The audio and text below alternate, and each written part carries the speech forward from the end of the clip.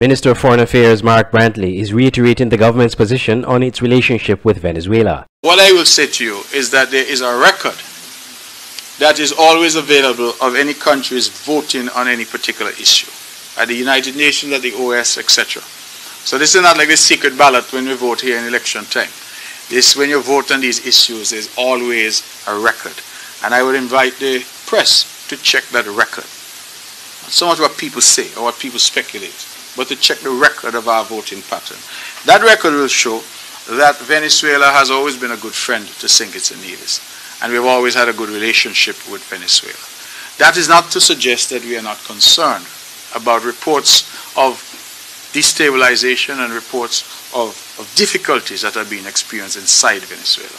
At his monthly press conference on Tuesday at the NIA conference room in Pines, Mr. Brantley stressed that it has been dialoguing both with the USA and Venezuela, two countries that are at odds diplomatically, but of whom St. Kitts and Nevis has cordial relations. Our position, just like the CARICOM position, has been consistent, that we call on the parties in Venezuela to resolve the issues peacefully, through peaceful dialogue, with respect for the rule of law and respect for the rules of democracy. That is what we have been calling for. The United States is equally a good friend, and we have engaged with the United States as well on these very difficult issues. I think the United States understands that the issue of Venezuela is a complex issue. It's a complex issue because when these countries were on their knees and our economies were on the verge of collapse because of high oil prices, it was Hugo Chavez that came to our rescue with the Petrocaribe arrangements throughout the region. There have been some speculations on social media in some quarters that St. Kitts and Nevis, in order to foster good relations with the U.S., could turn its back on Venezuela, a country suffering economically from U.S. sanctions, but of which the Federation has benefited from grants and financial support. Mr. Brantley was keen to point this out, but stressed that St. Kitts and Nevis is on the middle ground when it comes to Venezuela and the U.S. When our sugar workers in St. Kitts were not paid, it is President Maduro who came to Bastia with check in hand to give those poor people some relief. Those are issues that are not easily dismissed when one is now dealing with difficulties in a country. So we have asked for dialogue. We have pressed, and CARICOM has responded positively to say that CARICOM is available to act as a broker, if you will, between the different parties inside Venezuela. And our position is one of balance, that between Venezuela and the United States, we ask for dialogue, we ask for peaceful resolution, and we certainly do not at all support the recent calls we've heard from Almagro, the Secretary General of the OAS, who was talking about he's not ruling out military intervention. The region is a region of peace, a zone of peace, and we want to maintain that peace in our region. So our position in St. Kitts and Nevis, in my view, is a very middle-of-the-road position where we understand that as between friends, there are difficulties, and that those friends must come together and dialogue at the table of friendship. The opposition St. Kitts Nevis Labour Party in the past called on the Timothy Harris administration to return financial aid from Venezuela in light of that country's economic plight. Those calls have been ignored by the government, who continues to have a good relationship with Venezuela. Andre Huey, SKN Newsline.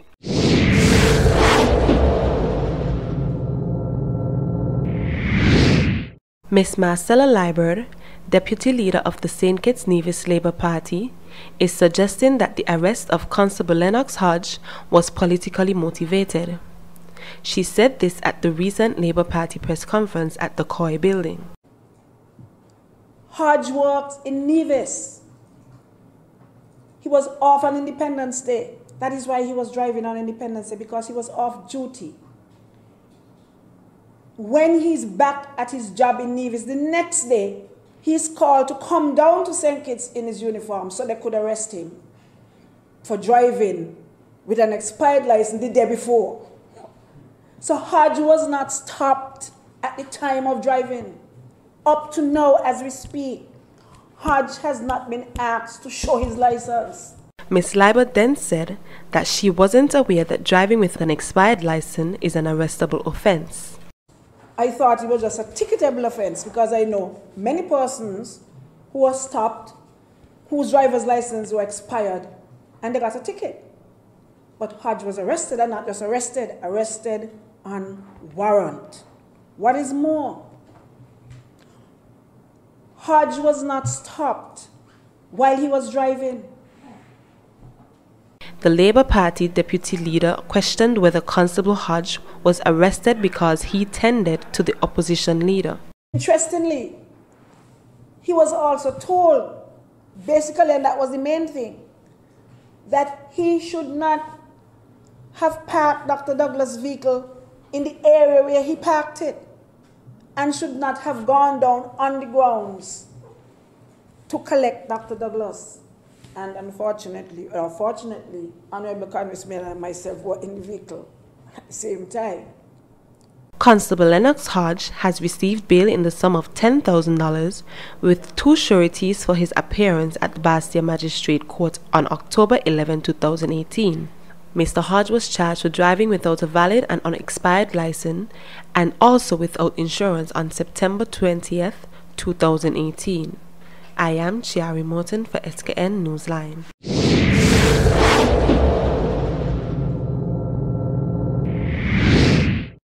When I see the love in the land, boy, it's Christmas again. It might be too early to say it's Christmas time, but KFC is giving you a chance to win extra cash for this Christmas. $3,500 EC dollars. All you have to do is spend 25 EC dollars or more. Then log on to kfcsurvey.com. Complete the survey. Write the validation code you receive after you finish the survey on the back of your KFC receipt, along with your name and phone number, and return to any KFC cashiers. Simple as that. And listen out for your name in December for that extra cash of $3,500 EC dollars. Celebrate the Christmas holidays with KFC. KFC is finger licking good. Cause when I see the love in the land, boy, it's Christmas again. At Nagico, the things that matter to you matter to us. Like knowing you're covered when your house gets flooded, getting your settlements quickly and fairly when a fire hits your home, and making sure your business can keep going even after an accident happens on site. At Nagico, we're about much more than just insurance. We're about the big things and the small things that mean everything.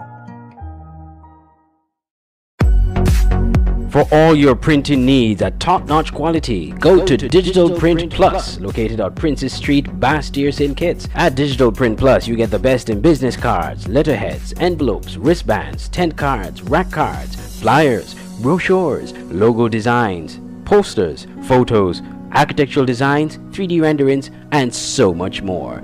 Digital Print Plus gives you the best quality at competitive prices. Contact us at 767-7468 or email digitalprintskn@gmail.com or follow us on Facebook at digitalprintskn.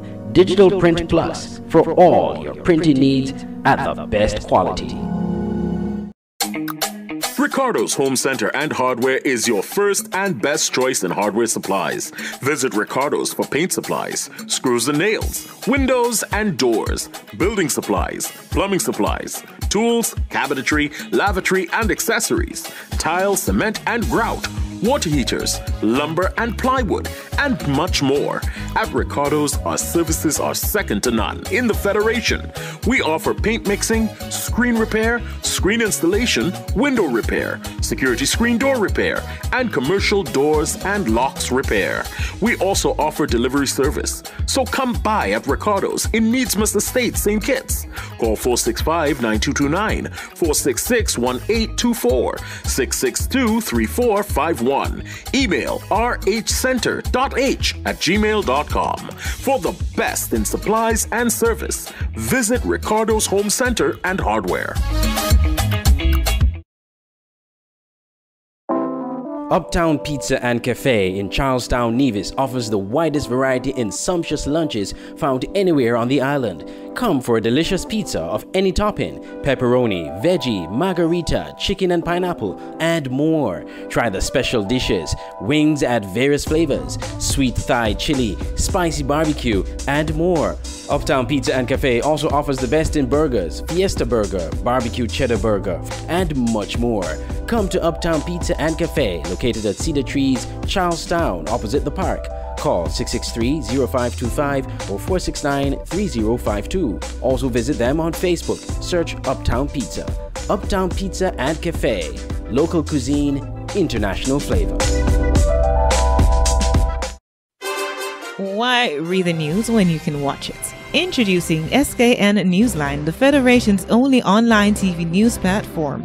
SKN Newsline is an online TV news platform covering news in St. Kitts and Nevis. We provide a daily and accurate news on the big stories and stories of interest that other media outlets have ignored. You can watch SKN Newsline on our website, www.sknnewsline.com, or Facebook page at www.fb.com/SKN Newsline, and also subscribe to our SKN Newsline YouTube channel. SKN Newsline, your world, your news.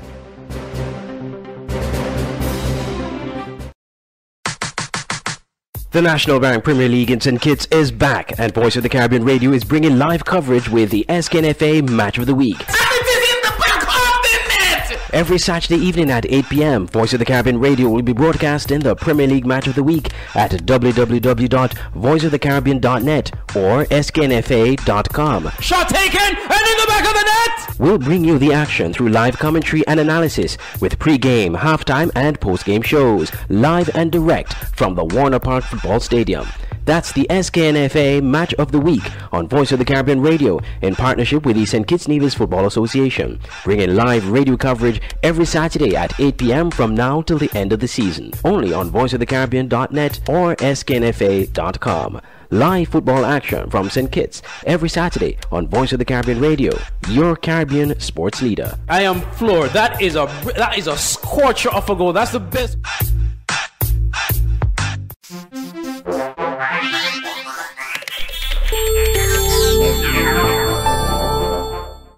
The Cable, we provide much more than just the fastest and most reliable internet service. We fill the homes of all our customers with joy and laughter. Our services connect friends and keep families together. With the most extensive fiber optic network, we ensure that you can enjoy the things you love with the people you love. Whether it's catching up with family or old friends, or simply just enjoying your favorite TV shows, people choose the Cable because quality shows.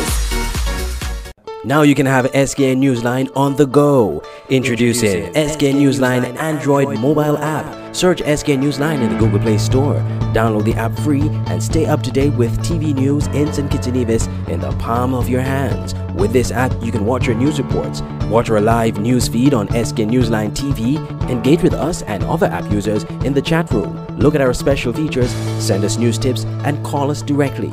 It's news on the go. The SKN Newsline Android mobile app. Download it free today.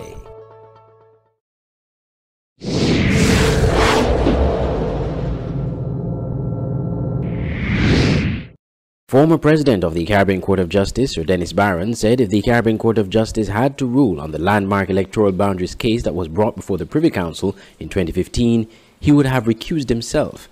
Reason? His brother, now the Attorney General, was one of the legal minds behind the then opposition Team Unity when they appealed the case before the Privy Council. Now, this whole question of conflicts of interest, there's a lot of law about that. And the law is very clear where materials are available to lawyers, to judges, to members of the public, that if a judge has a conflict of interest, and that conflict of interest could arise because he has a relative who may be connected to the case, the law requires the judge to withdraw from the case. It's simple and straightforward.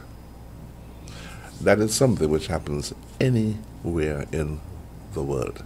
In this case, if this case was presented before you, the one I mentioned earlier, I couldn't sit in it. Simple. I couldn't sit in it. So the answer is obvious and the solution is clear. Sir Dennis, in an SK Newsline news special to be aired this Thursday on sknewsline.com, said it would be difficult to determine how the CCJ will rule on this matter, but suggested that the track record of the CCJ is impeccable in the delivery of justice. Impossible for me to say that one can speculate what a court would do when a case is not before the court. I think that there have been many cases where cases have in fact come before the CCJ, and the quality of our justice has been admired universally. So we would point to the work that we have in fact done as evidence of the quality of our work. In defense of his point, Sir Dennis gave an example of how a potential conflict of interest affected a landmark case brought before the Privy Council. One of the most famous cases where this principle was brought to the attention of the public was in England, the same highest court in England. I don't know if you remember the Pinochet case. And they found against Pinochet. And afterwards it became to light that the wife of one of the judges was in a pressure group which is highly critical of Pinochet. And there was an international uproar. And so the Privy Council, the House of Lords, had to sit again to decide whether their judgment was biased. In 2015, the Labour Party government had introduced changes to the electoral constituencies by proclamation on the 16th of January 2015, exactly 1 month before the scheduled vote. The opposition, however, claimed the proclamation was not correctly gazetted. They said the new boundaries would also give government candidates an unfair advantage, and they launched a legal challenge. Local courts dismissed their appeals. In 2015, 5 British justices sitting on the Judicial Committee of the Privy Council in London overturned the introduction of fresh constituency boundaries days before Election Day. The elections were held using the old electoral boundaries.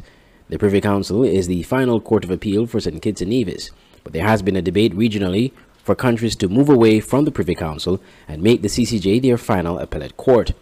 Recently, Prime Minister Dr. Timothy Harris said that making the CCJ its final appellate court is not a priority right now for St. Kitts and Nevis. Andre Huey, SKN Newsline.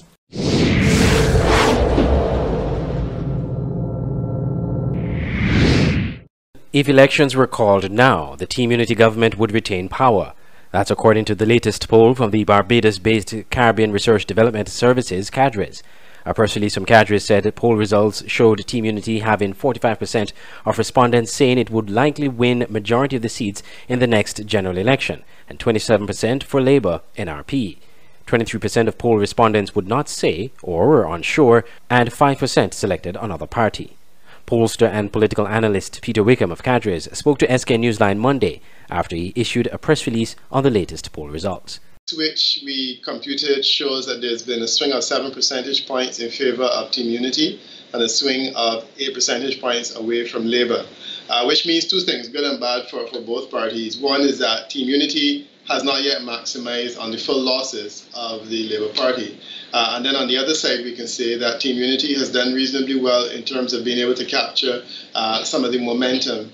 And you would appreciate, Andre, that Team Unity was behind in terms of the popular vote at the election.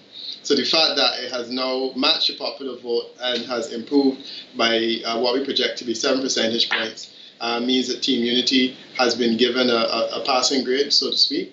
Asked who would win an election if called now, Mr. Wickham suggested that based on the current data, not only would Team Unity retain power, but gain an additional seat or two. Team Unity can probably capture an additional seat or two on the mainland, and they could reduce the Labour Party to 1. As far as the Nevis situation is concerned, I do think that the third seat in Nevis is under substantial threat the third NRP seat, the sole NRP seat, is under substantial threat based on this current scenario. So that is what you're looking at. Naturally, Dr. Douglas holds the strongest seat. The second strongest will be Ms. Marcella Liebert, and that's how the scenario is looking. But I don't see a situation in which there will be any recapture in the current scenario. Naturally, as the time passes and we get closer to elections, there will be a possibility that we'll have other polls that may be published, and I look forward to charting the progress of the government.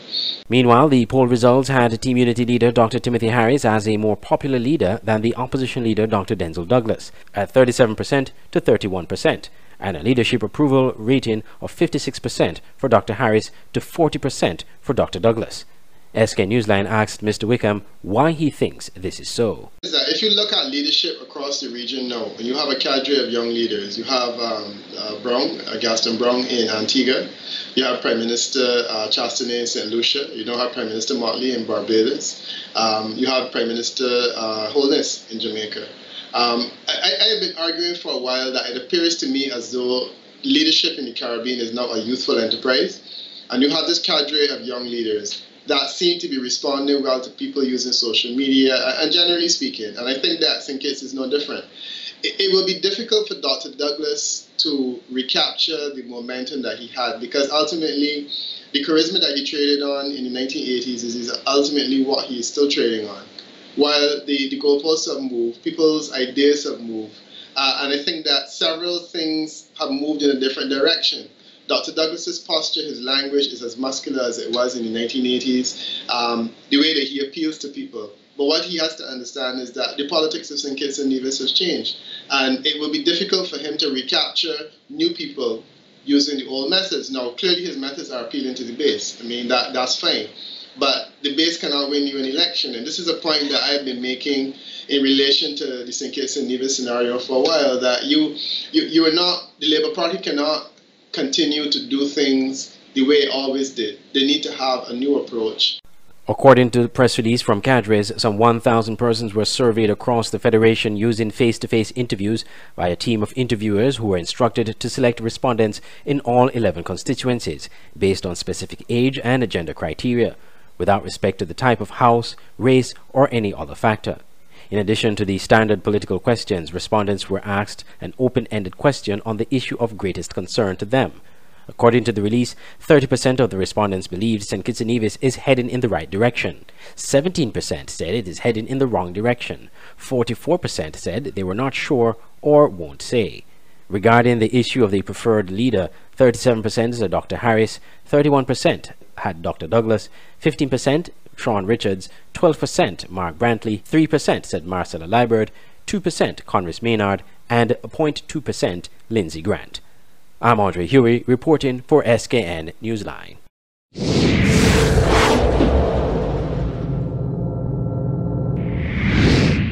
Police issued a statement which said that Natta was charged for failing to renew his firearm user's license between February 1, 2018 and October 7, 2018.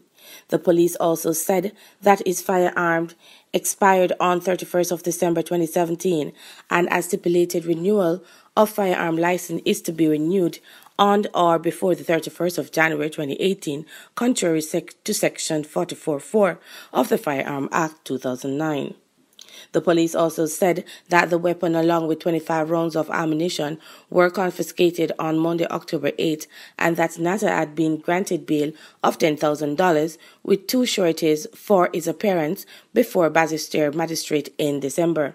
However, leader of the opposition, Dr. Denzil Douglas, has alleged that Natta's arrest is political. His reason for this is that Natta Nelson is contesting the Prime Minister Dr. Timothy Harris in Constituency 7 for the next general election. SKN Newsline will continue to monitor this story. I am Sophia Lloyd for SKN Newsline.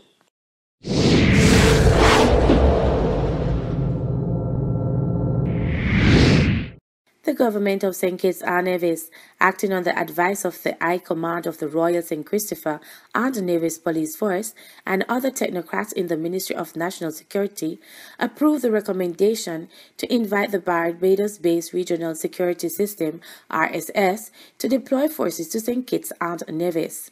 In a televised address to the nation on Saturday, October 13, Prime Minister and Minister of National Security, Dr. Timothy Harris, indicated that the RSS forces began arriving into Federation on Wednesday, October 10, and will continue to arrive into St. Kitts and Nevis in sufficient numbers to assist our ongoing efforts at ensuring citizen safety and security. There must be a reduction in the incidences of criminal acts in our country. In this regard, we have over time engaged civil society and our security forces in conversations about what can and should be done.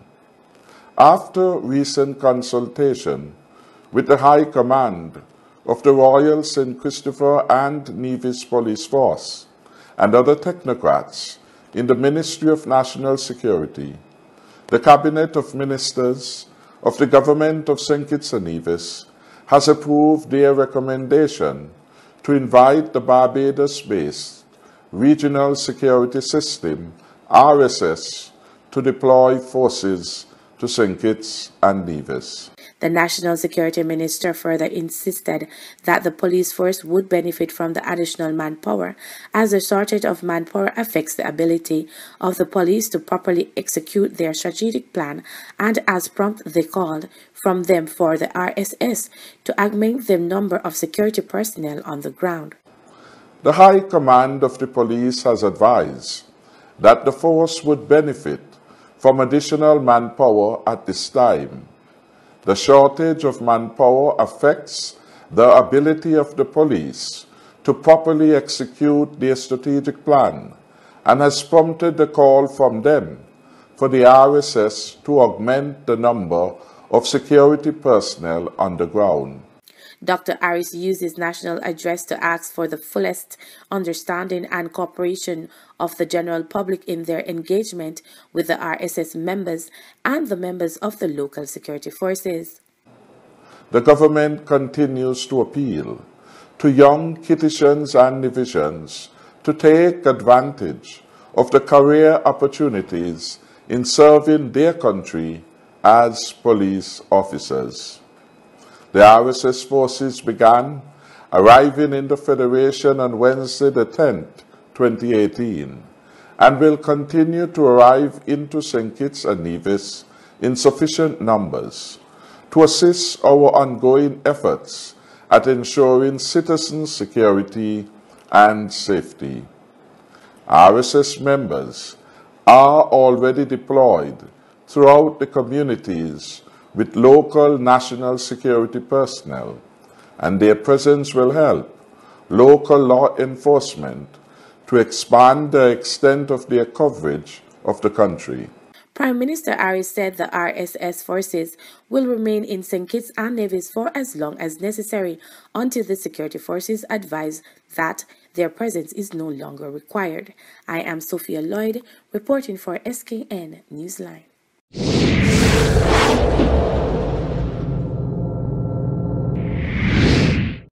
The Solid Waste Management Corporation's National Cleanup Campaign went into high gear this weekend as the cleanup activities spanned from Keon to Connery, Kistadarts to Taylors, Shadwell and St. Peters.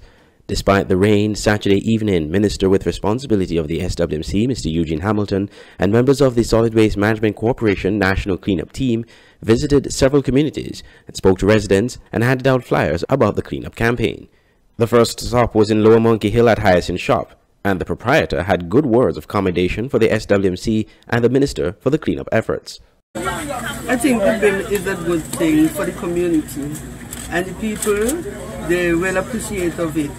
And I was glad when I see the BIM there, because I had an old fridge and I just saw the fridge in it.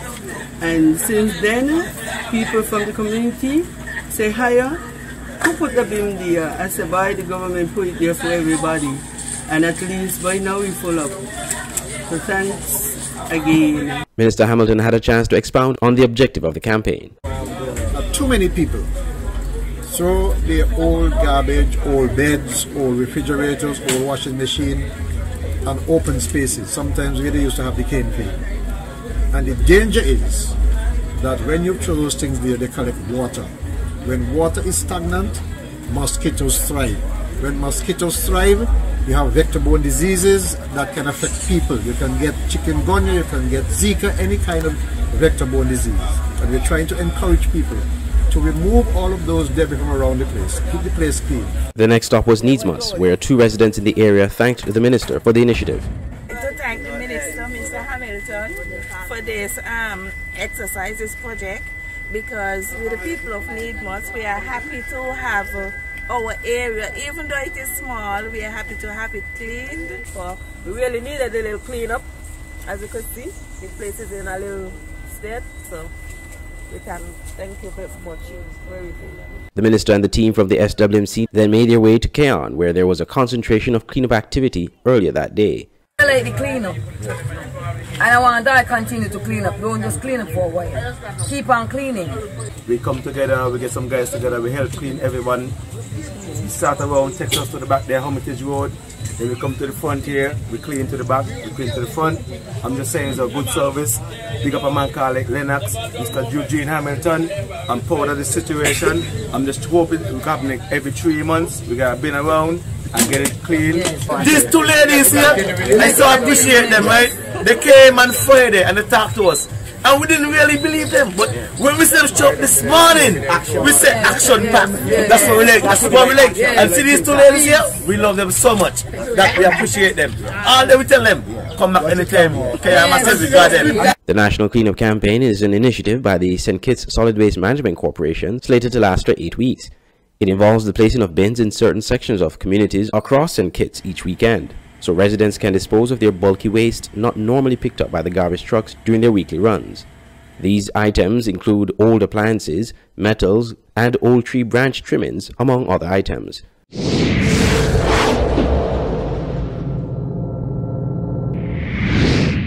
The opposition St. Kitts Nevis Labour Party has expressed concern over what it says is the rash decision of the Prime Minister and Minister of National Security of St. Kitts and Nevis, Dr. Timothy Harris, to seek to mobilize yet again the forces of the Regional Security System RSS into St. Kitts and Nevis.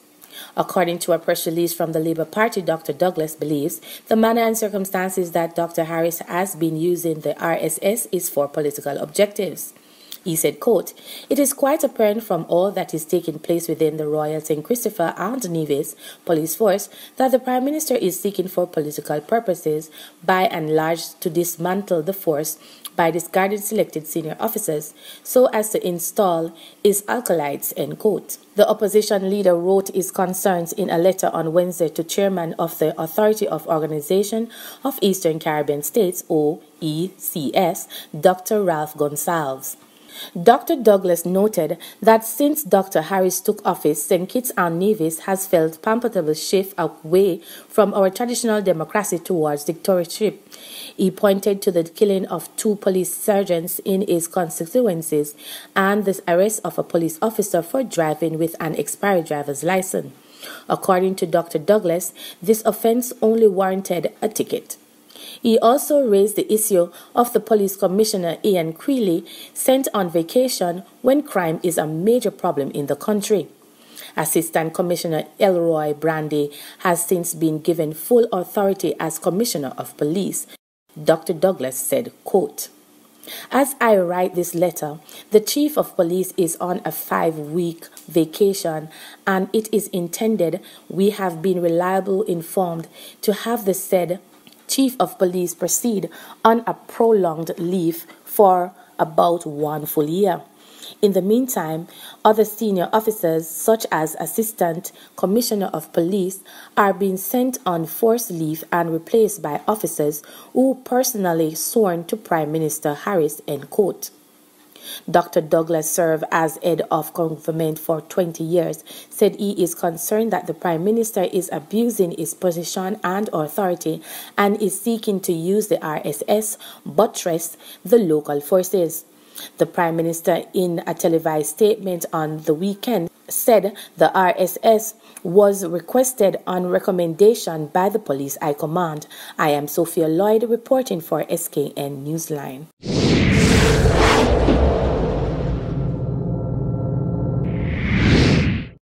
A group of taximen who were summoned to court for failing to pay parking tickets had their matter heard on Thursday, October 11. The case was eventually thrown out. On March 13, 2018, a number of taximen were parked at the Bird Rock Cove in the vicinity of the Kim Collins Stadium and were given tickets by an officer for parking in a no-parking zone that didn't have a yellow line. Thereafter, they were summoned to go before the court. SKN Newsline spoke to one of the taxi drivers, Leroy Martin, who said that the Inspector Carl Keynes of the Traffic Department did not communicate with them and just issued tickets. Yeah, basically what happened in March of this year, 2018, 13th of March to be exact, a number of taxi drivers parked at the Boardwalk Road in the vicinity of Kim Collins Stadium, and the police came up and issued ticket to all the drivers. Not only issued ticket, 2 of the vehicles were towed without the presence of the drivers. However, on arrival, most drivers argue about the parking and the ticket because we were legally parked. And the Inspector of Traffic, which is Carl Keynes, refused to communicate with us. He just wanted to, issue the ticket and use the big stick of the law. However, all the drivers decided they're not going to pay the tickets. So eventually, we got a summons about 2-3 weeks ago to appear in the magistrate court. Mr. Martin stated that all the drivers refused to pay the ticket and that they were summoned 2 or 3 weeks ago. However, he said that the prosecution didn't prove a case to say that the accused were blocking traffic as there was no line. Because there isn't sufficient evidence to prove the case. And I think that the matter should be really reviewed and looked at because it was a matter of overusing the law, abusing the law to gain some unexpected victory. And I'm grateful that the court see that the case was frivolous, and we, as a result of that, we was asked to leave, and in honor that there was no charge enough to convict us in court. Would you be able to go back to that location and park? Well, since that they put a yellow line in that area, but we have decided to move to a different location to avoid any interference with the traffic. So we are now on the old factory warehouse, which is on the Dutch Road. It's not good, but we are managing it. You're welcome. He then said that they would no longer park at the Bird Rock Cove, but would park at the old factory warehouse. I am Sophia Lloyd, reporting for SKN Newsline.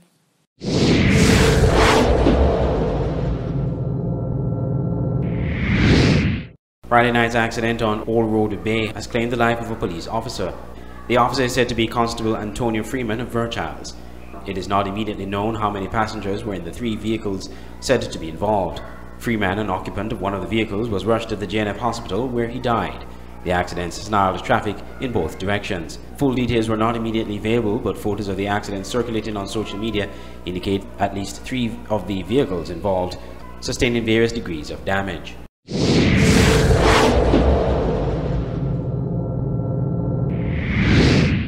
The Nevis Solid Waste Management Authority and the St. Kitts Solid Waste Management Corporation are collaborating to have scrap metal collected and shipped away from the islands.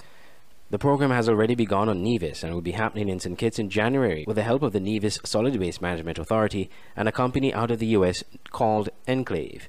On Tuesday, during the SWMC radio program Talking Trash on Win FM, Andrew Hendrickson, General Manager of the Nevis Solid Waste Management Authority, explained how the scrap metal program will work. I would like to encourage all of your listening audience, especially those in St. Kitts, to respond and try to get rid of the white goods, the old wash machines and the refrigerators, stoves and all that, and the derelict vehicles. Try to utilize the opportunity to create volume and space and cleanliness around your environment and get all of your scrap metal to the St. Kitts Nevis Solid Waste Management Corporation landfill. That way, you will know that you're on board. You're on board. You don't have to wait until next year when the program rolls out in December, in January, to be wondering when will they be coming to collect your items. Get them in now. Get them in now. Beat the iron while it is hot. Okay, so that is the collection drive to build the stock. The other phase of the project, Mr. Hendrickson explained, is creating space at the landfill. The team that we have over here, they're very good at that. When they came to our landfill, there was hardly space for them to install the equipment. Very little space. I can remember there was hardly any space for the truck, which the tractor trailer that pulled in the baler, the high density baler, because it is a mobile unit. There was hardly any space for it to turn around and to install it properly. Not only that, when we started getting the first wave of containers, the guys were cramped for space to actually get them into the compound and have them positioned in such a way that they could be properly loaded. So that volume and space creation at the landfill is of utmost importance. Mr. Hendrickson explained that continuation of the collection of old metal and white goods and the maintenance of the process will be the next phase of the scrap metal collection drive program. The collection drive will continue as volume and space is created at the landfill, so now you have space to work and space to take more and take more and take more. The big emphasis will be on getting out there and bringing in as much stock as possible for the sake of continuity. And the third phase is maintenance over a period.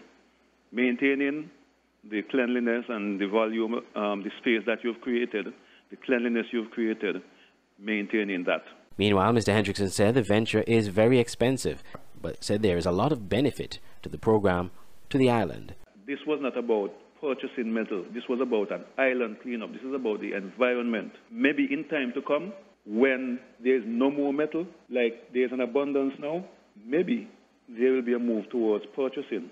But as it is right now, there can be no emphasis on selling or purchasing, because what we have is a situation where both islands have been covered by all this scrap metal, breeding rodents, creating obstruction, traffic, limiting land use, and various other negative impacts. And so as a result, the emphasis should be a community spirit, like you outlined a little earlier, a community spirit. Let us get our environment clean. Let us get rid of all this clutter. The Nevis Solid Waste Management Authority signed an agreement with the United States-based Enclave Resources to help reduce the size of the landfill and to export scrap metal, scrap iron and cardboard boxes off the island.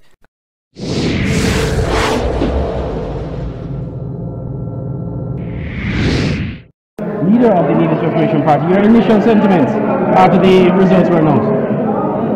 Great feeling, something that I wanted, and it was bestowed upon me by the good people of this beloved party.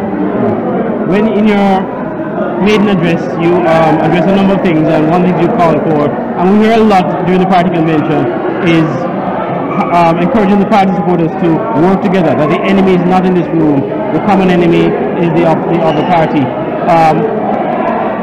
After the aftermath of the elections, were there fragmentations in the party? Well, not fragmentations within the party per se. When you would have lost an election, believe you me, that in itself can cause changes within the party. People would voice their concern, and what we actually saw were our supporters voicing their concern. And from those concerns, we were able to garner the position that a number of things within the party needs to change. As I said in my speech, we had to do a reflection to make sure we understand why a tried, tested and proven party was rejected, and what I call, in my slow term, imposters were taken on. And so the exercise of losing would have taught us a lot. And today we are here to continue and to strengthen the party based on those suggestions and comments that came from our supporters. The party, obviously, you're in a renovation move, for lack of a better word. and we've heard the term used by the guest speaker, Mr. Maynard, Mr. Congress Maynard, that we need to rebrand, but to remain core to your true values. Talk to us about the rebranding efforts of the party. We know there are some new faces that would be in the party as well. Well, we would have had a constitution that we would have not had much amendments to since the inception of the party. Today we were able to ratify a constitution, the amendment. I think our constitution now is on par with any other constitution of political parties within the region. We recognize also that there needed to be some changes or some suggestion and amendment in terms of our structure, and that we have done. Having done that, we have created a strategic plan, the outgoing executive, and that in itself gave us the label or the sort of vision that we would want to see for the party. So all in all, the exercise, rebranding, as you might have heard Congress say, I prefer to look at it as transitioning. Because in any political party, when there is a new leader, there's a transitioning that would take place.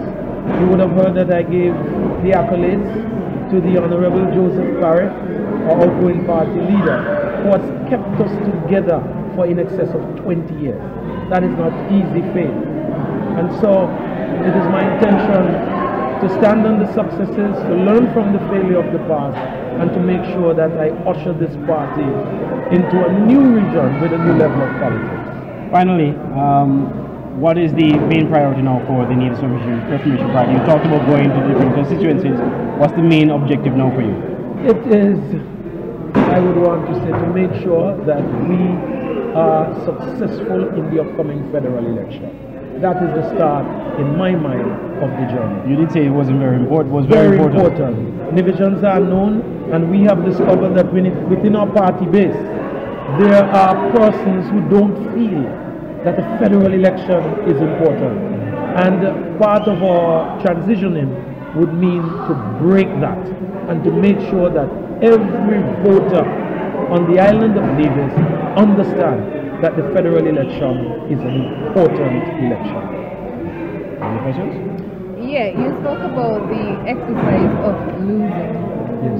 For you, the exercise of losing. For you, your experience, what does winning this, capturing this leadership position mean for you? For you personally? For me personally, it's great joy. It is a responsibility, and for me to capture this position, I had to go back to basics. The same way I campaigned in 2006, that's the same king of campaign. I went back, and I believe I understand what is required even more to make sure that you're successful at the home. I got the overwhelming support of the party, and that I am grateful for. So it was a learning experience for me, really. Campaigning now to the entire party and becoming victorious. I want to say that Dr. Daly, formidable opponent, he's the first vice president, and equally our friendship continues, and we would take this party forward. In preparing myself, I would tell you I would have looked at some of the struggles of some of the political parties in the region, and I didn't realize that having an election, the internal politics could be so troubling. But I believe we did well. We haven't had any casualties. We are all friends, and I believe this is the moment for us now to unite the party and move forward on to greater things. As you mentioned that, though, we did hear some murmurings during the conducting of the vote of the counts. Some persons didn't understand, certain processes. Was there anything that would rub people the wrong way? What happened? We wanted to get the election in so that we could have had greater participation and perhaps of the newly elected leader within the convention. But like elections, sometimes we've been up for a whole night, for hours. So the 1 hour time slot that we had allocated was not enough before we go live in terms of our convention. And so we would just have to sharpen the process, but it didn't affect the result in any way. I want to thank the supervisor of election And I'm telling you, again, this was the first time in the history of the party that we would have gone through the democratic process. And that was one of the changes that I think we made in terms of this new party.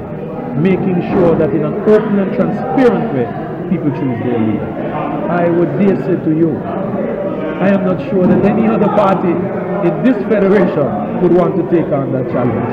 The bold step has been made by the Nevis Reformation Party. We are always trendsetters, and so it is there for them to understand. Internal politics has its issues.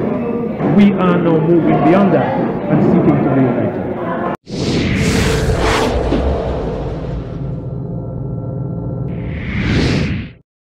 I'm here at the Nevis Reformation Party convention at the Jessops Community Center on Nevis in the community of Jessops. The outgoing leader, Mr. Joseph Parry, bid farewell to his supporters, the supporters of the Nevis Reformation Party. And so the time has come to retire. I'm still young in mind and body.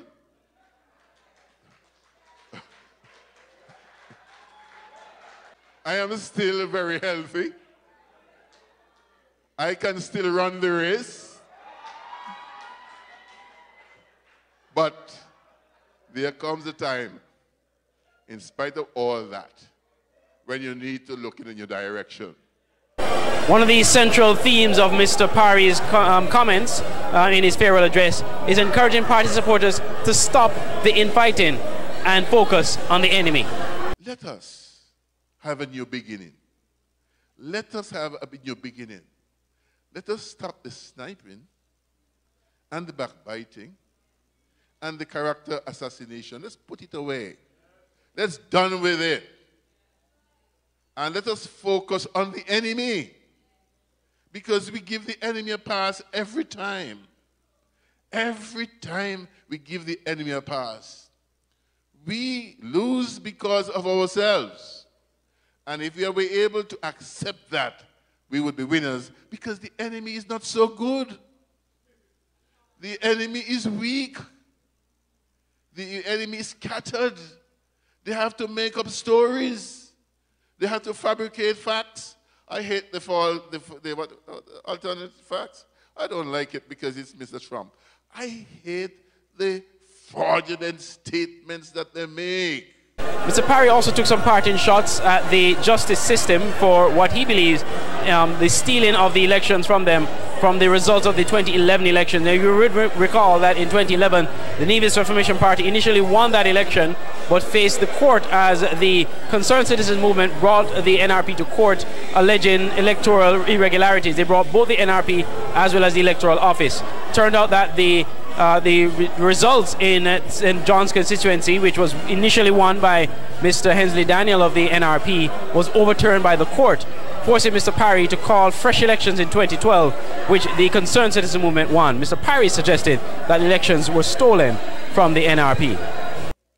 Do you know that I made myself a promise in 2011 that I was going to depart government in 2015?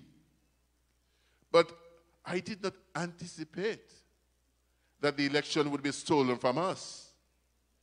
And sometimes when I hear people say, oh, NRP lose again, I said, they're not NRP, because NRP did not lose in 2011.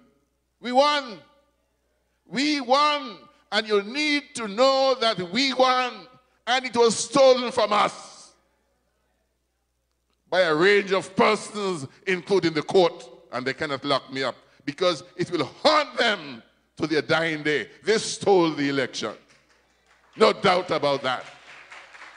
That's Mr. Joseph Parry, Mr. Joseph Walcott Parry, the outgoing leader of the Nevis Reformation Party. That is one of the reports we have for you here at the Nevis Reformation Party Convention at the Jessops Community Center, where I'm coming to you right now for SK Newsline.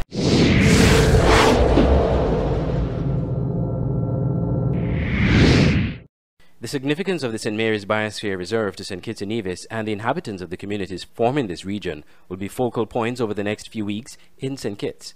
Biosphere reserves are areas of terrestrial and coastal ecosystems promoting solutions to reconcile the conservation of biodiversity with its sustainable use. St. Mary's Biosphere got its designation by UNESCO Man and Biosphere Program in 2011. The focus now would be to improve the visibility and branding of the St. Mary's Biosphere Reserve, highlighting its importance to its residents and wider community. Marquisa O'Loughlin, National Man and Biosphere Coordinator for St. Kitts and Nevis, recently attended a training course for coastal and island biosphere reserve managers on Jeju Island in South Korea. She now seeks to impart the knowledge gained there to St. Kitts and Nevis, particularly the communities forming part of the St. Mary's Biosphere Reserve. The St. Mary's Biosphere Reserve, we are a part of the World Network of Island and Coastal Biosphere Reserve, and that meeting was a very fruitful one. Some key themes discussed were climate change as it results and how it affects biosphere reserves, and as well as sustainable development practices, things such as ecotourism, eco-education, and climate change matters were discussed, as well as marketing and branding for island and coastal biosphere reserves. But what comprises the St. Mary's Biosphere Reserve? The St. Mary's Biosphere Reserve is a part of the World Network of Biosphere Reserve that's a part of the UNESCO flagship program, which is called the Man and the Biosphere Program. The Man and the Biosphere Program is a simple concept. It's a way that man, or human beings, can live peacefully or cohabitate in unison and in balance with our natural environment. Ms. O'Loughlin explained what will be happening in St. Kitts and Nevis over the next few weeks as it relates to this project. So going forward, similar to some of the very same themes that were discussed in the 6th annual training course for Coastal and Island Biosphere Reserve, we are going to do some of the same initiatives, and this is all in an effort to increase branding, marketing and awareness of the St. Mary's Biosphere Reserve, as well as empower our people and the residents of the St. Mary's Biosphere Reserves. And those are people within the areas of Keyon, Keys, Canada Estate and Otley's Village.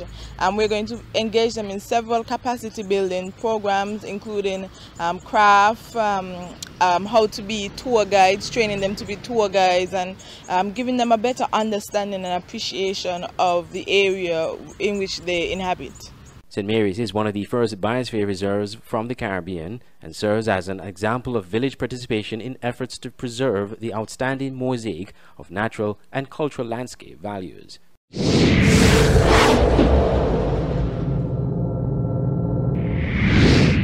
A call is being made for St. Kitts and Nevis to accede to the Caribbean Court of Justice, the CCJ, as its final court of appeal and abandon the London-based Privy Council.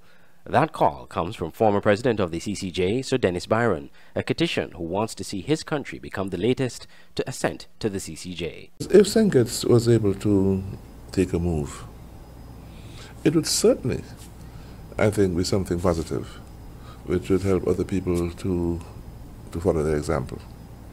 And it must be easier for it to be done here than for it to go through the referendum process in Antigua and Grenada. So if I would take the opportunity to encourage my own people to realize that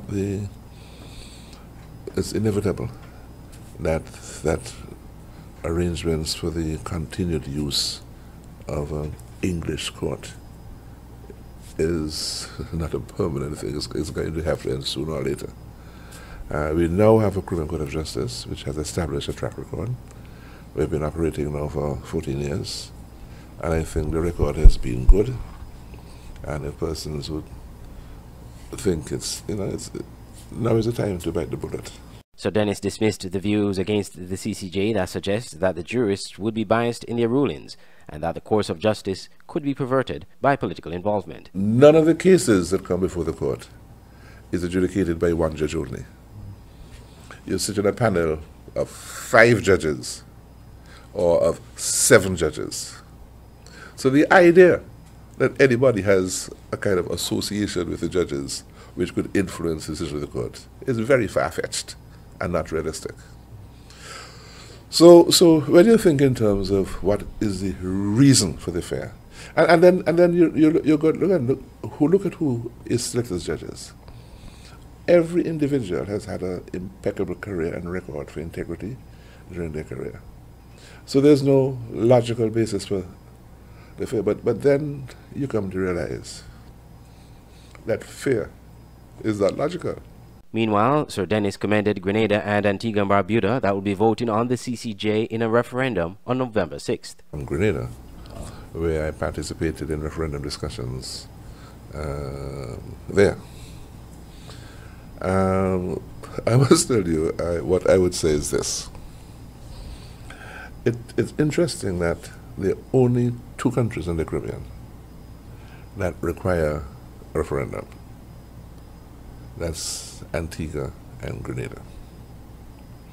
And yet they are the 2 countries in the Eastern Caribbean which are moving forward first.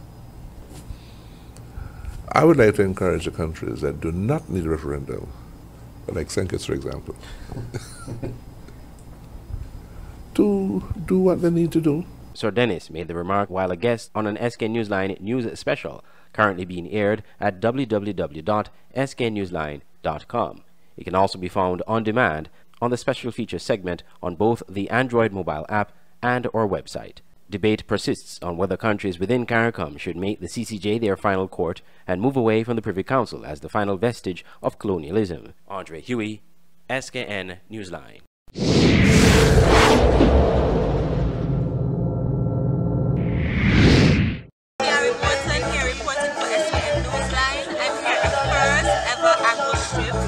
It's all a part of the National World Food Day, and we are here in what you see we have planned, and the man who planted these will come and introduce himself and tell us what kind of plants he has.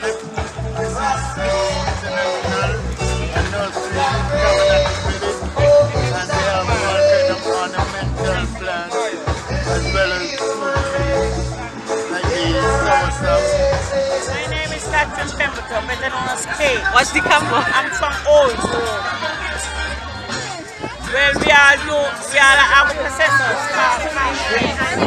Hi, I'm Victoria Berkeley from the Riches of the Earth Organic Farm in Halfway Tree. I'm also a member of the St. Kitts Farmer Cooperative. And what we do, we grow from seed to finished product. And come visit us at Riches of the Earth Organic Farm in Halfway Tree. And we would gladly take care of your every need. Thank you.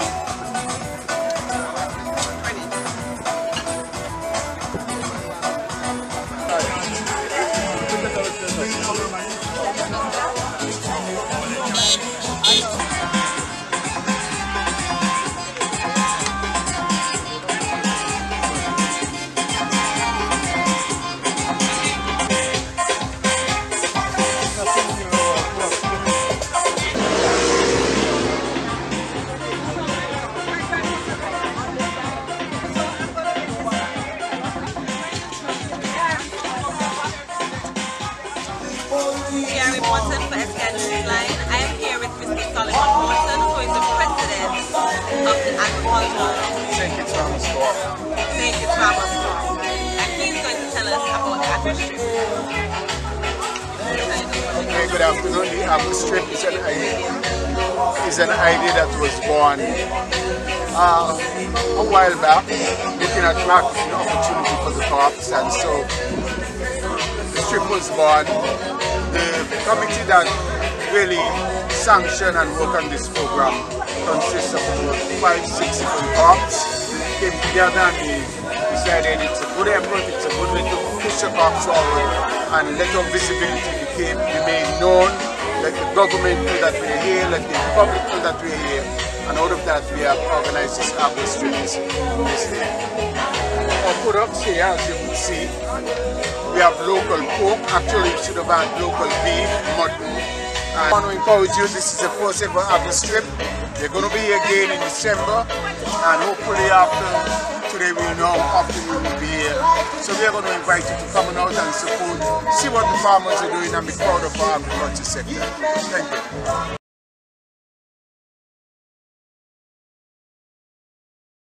All you need coffee, also some cassava bread, also blackberry juice, some carrot juice, some sour juice. There are a lot of farmers here, a lot of Those guys in the green shirts, right there by the tent, they're not all those stuff. They have cassava bread, they have basically everything, guava jam, bananas, sorrel, everything. Come on out and check them out.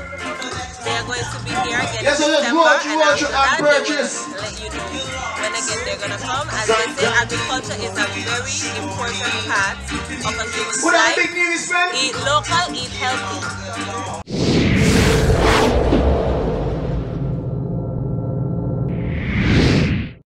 The significance of the St. Mary's Biosphere Reserve to St. Kitts and Nevis and the inhabitants of the communities forming this region will be focal points over the next few weeks in St. Kitts. Biosphere reserves are areas of terrestrial and coastal ecosystems promoting solutions to reconcile the conservation of biodiversity with its sustainable use.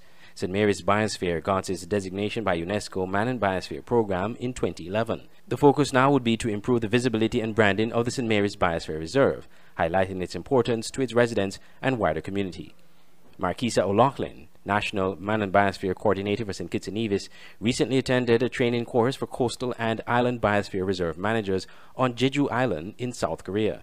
She now seeks to impart the knowledge gained there to St. Kitts and Nevis, particularly the communities forming part of the St. Mary's Biosphere Reserve.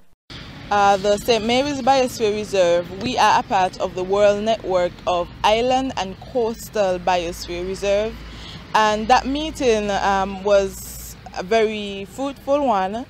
Some key themes discussed were climate change as it results and how it affects biosphere reserves, and as well as sustainable development practices, things such as ecotourism, eco-education, and climate change matters were discussed, as well as marketing and branding for island and coastal biosphere reserves. But what comprises the St. Mary's Biosphere Reserve?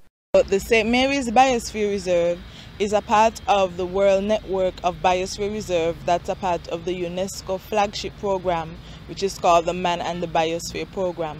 The Man and the Biosphere Program is a simple concept.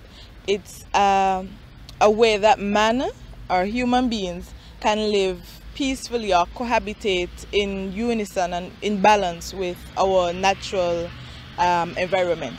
Ms. O'Loughlin explained what will be happening in St. Kitts and Nevis over the next few weeks as it relates to this project.